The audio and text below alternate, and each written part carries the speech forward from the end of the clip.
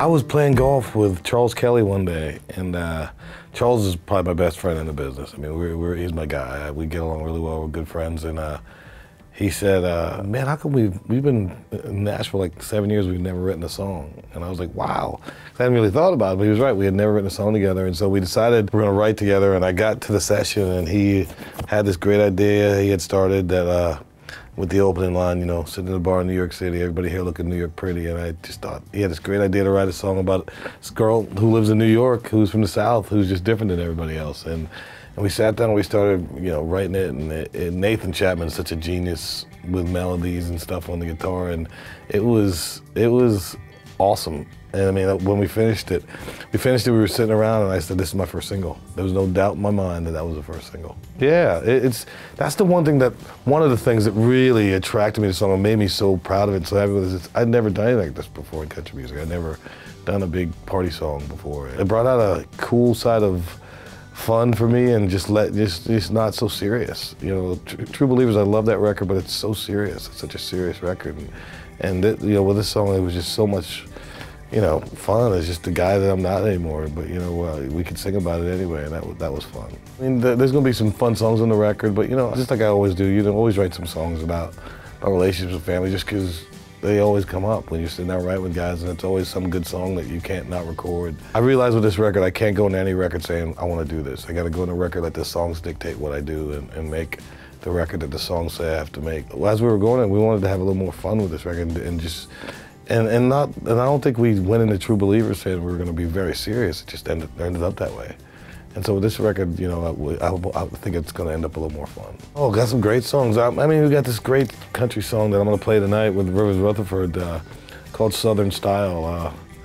You know, the opening line is big blonde hair, too much makeup, high heel boots to lace up.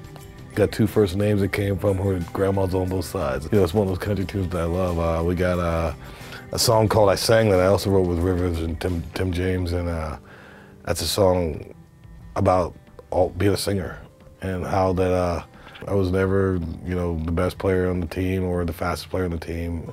You know, I knew I wasn't going to play in the NFL someday, so I sang. And you know, that song is great. There's a great song that I wrote with my producer, called Down Here, which I love. It's so country, and it's the whole gist of the song is I'm sure heaven's nice, but tonight it ain't too bad down here. You know, it's just really, you know, and I wrote, like, once again we wrote 50 songs for it, and it was a hard decision which songs we're going to cut, but I love the ones we did. It's got to rise. First of all, it's got to rise to the top for me. It's got to be a song that I want to sing again.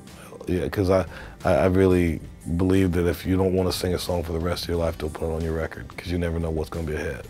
And so I gotta like it, and then between the other three guys, we sit and decide what's going to be best and what we should do. I have actually. There's a couple songs on here called the one that I wrote about my sisters. What's it called?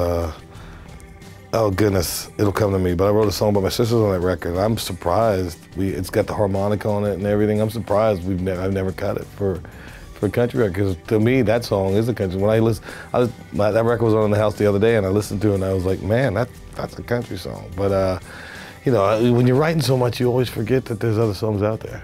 I did it with Frank Rogers again, and we wanted to make a Bing Crosby, you know, Johnny Mathis record. We wanted to make this really cool, traditional kind of record, and we wrote two songs. We got Candy Cane Christmas that we had written before, and this other song that we wrote called What God Wants for Christmas. That's going to be the single off it that we're real excited about. But all the other songs were, you know, standard Christmas songs. Yeah, we did You're a Mean Little Mr. Grinch, which I love, which my kids are on, which is really cool. And it was just, I've been hearing for years from the label, we want you to do a Christmas record, we want you to do a Christmas record, and finally we got time to do it this year, and I'm really excited about it.